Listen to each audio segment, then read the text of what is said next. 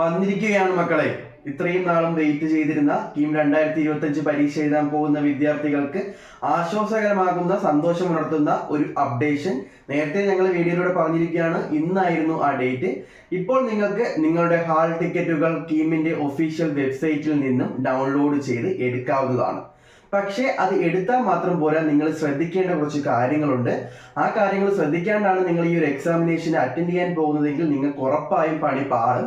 അപ്പോൾ എന്തൊക്കെ കാര്യങ്ങളാണ് ഇതിനെ തുടർന്ന് നിങ്ങൾ ശ്രദ്ധിക്കേണ്ടത് എന്ന വിശദമായ വിവരം ഈ ഒരു വീഡിയോയിലൂടെ നിങ്ങൾക്ക് മുന്നിൽ ഞാൻ അവതരിപ്പിക്കാൻ പോവുകയാണ്. അപ്പോൾ ഈ വീഡിയോ നിങ്ങൾ ആദ്യം തന്നെ ഒന്ന് ലൈക്ക് ചെയ്ത് ഈ ചാനൽ സബ്സ്ക്രൈബ് ചെയ്ത് കാണാൻ ശ്രമിക്കുക.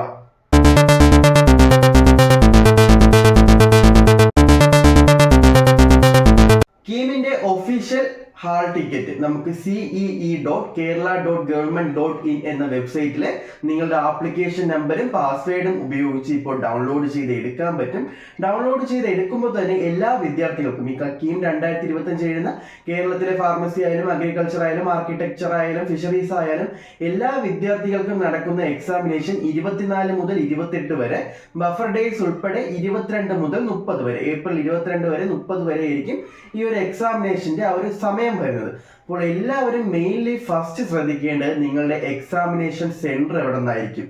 അപ്പോൾ ആദ്യം തന്നെ നിങ്ങളുടെ ആ ഒരു ഹാൾ ടിക്കറ്റ് ഡൗൺലോഡ് ചെയ്തിട്ട് എക്സാമിനേഷൻ സെന്റർ എവിടെയാണെന്ന് നോക്കി വെക്കുക. ആ സെന്റർ നിങ്ങളുടെ ആ വീട്ടിൽ നിങ്ങൾ പോകുന്ന സ്ഥലത്ത് നിന്നും എത്ര ദൂരെ അകലെയാണ്, എത്ര സമയം മുന്നേ ഇറങ്ങിയാൽ നിങ്ങൾക്ക് ആ ഒരു എക്സാമിനേഷൻ സെന്ററിൽ റീച്ച് ചെയ്യാൻ പറ്റും എന്നീ വിവരങ്ങൾ ഇപ്പോൾ തന്നെ നിങ്ങളൊന്ന് ഐഡിയ ആയി മനസ്സിലാക്കി വയ്ക്കുക.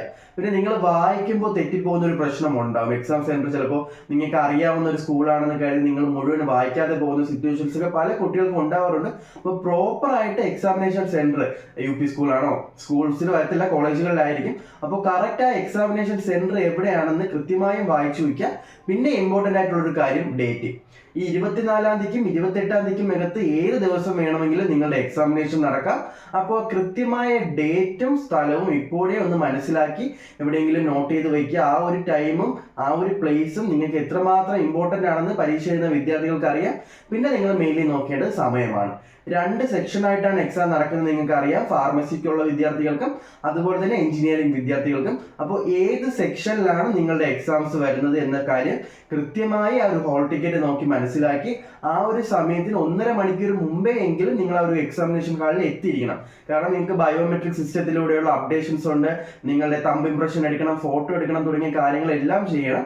അതുകൊണ്ട് തന്നെ ആ എക്സാമിനേഷൻ ഹാളിൽ പോയിട്ട് പോലും നിങ്ങൾക്ക് ഏത് ഹാളിൽ വെച്ചാണ് ആ ഒരു കമ്പ്യൂട്ടർ ബേസ്ഡ്, ഏത് ലാബിലാണ്, ലാബ് 1 ആണോ 2 ആണോ 3 ആണോ, ആ കാര്യങ്ങളെല്ലാം അവിടെ ആ ഒരു നോട്ടീസ് ബോർഡിൽ ലിസ്റ്റ് നമുക്ക് അറിയാൻ പറ്റും.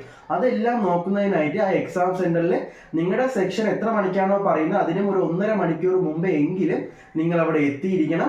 അതുപോലെ തന്നെ ബാക്കി വിശദമായ ഡ്രസ് കോഡിനെ പറ്റിയും എന്തൊക്കെ കാര്യങ്ങൾ നിങ്ങൾ കൊണ്ടുപോകാം എന്നതിനെ പറ്റിയുമുള്ള വിവരങ്ങൾ ഈ ചാനലിൽ തന്നെ വീഡിയോയിൽ നിങ്ങളുടെ മുന്നിൽ എത്തിച്ചിട്ടുണ്ട്. അത് നിങ്ങൾ ജസ്റ്റ് ഒന്ന് ചെക്ക് ചെയ്യുക. ഇതുപോലെ കീമുമായി ബന്ധപ്പെട്ട എല്ലാവിധ പുതിയ അപ്ഡേറ്റുകളും നിങ്ങളുടെ മുന്നിൽ ഞങ്ങൾ എത്തിക്കുന്നതായിരിക്കും. ഇപ്പോൾ നിങ്ങൾക്ക് നിങ്ങളുടെ ഹാൾ ടിക്കറ്റ് ആപ്ലിക്കേഷൻ നമ്പറും പാസ്വേഡും ഉപയോഗിച്ച് നമ്മുടെ സൈറ്റിൽ പോയി ഡൗൺലോഡ് ചെയ്യാം. എല്ലാവരും സേഫ് ആയിട്ടിരിക്കുന്നു വിശ്വസിക്കുന്നു. മറ്റൊരു വീഡിയോയിൽ കാണാം.